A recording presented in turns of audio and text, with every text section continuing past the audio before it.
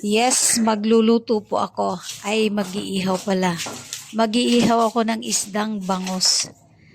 At dito sa dirty kitchen ko, dito ako mag-iihaw. Dahil itong ihawan na ito, nung pinagawa namin tong dirty kitchen, talagang pinasadya ko itong lutuan ng kahoy, na in case magluto ako, magsaing or magpangat ng isda dahil matagal talaga yung bago pa maluto.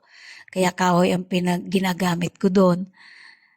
Nagpasadya na rin kami para din sa ihawan kaya tatlong magkakatabi ito na pwedeng lutuan ng sabay-sabay. Nandito lahat ang mga kailanganin kong gamit sa pagluluto at itong lutuan ng kahoy na ito, yan, hanggang bubong yan.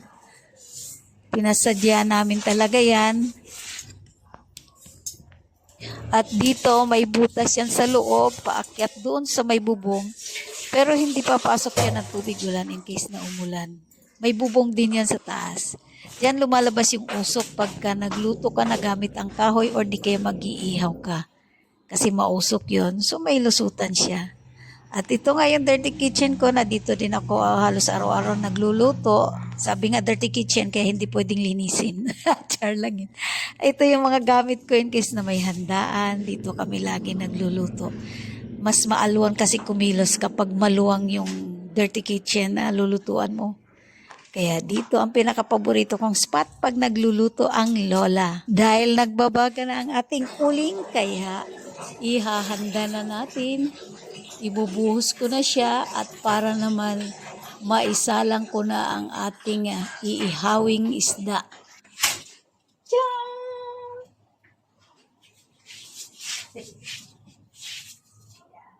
Ayan, konting pay lang. Less hassle pag nag-iihaw. Dahil kita nyo naman yung uling niya, yung nagbabagang uling, ika nga kulob siya. Kaya yung init niya, nakacentralize lang talaga doon sa isda.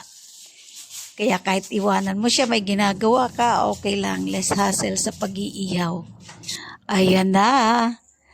Nangangamoy na ang inihaw kong isda. Mabangong mabango na. Ibig sabihin, malapit na siya. Malapit ng sentensyahan.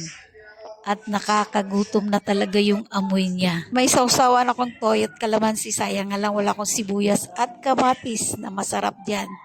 Kaya mo na, may lettuce naman ako at siyang aking shirataki rice. Talaga namang nangangamoy ang bango ng inihaw na bangus. Pati naman pusa ko dyan ay talagang hiyaw-hiyaw na nangiyaw. Naamoy ang isda.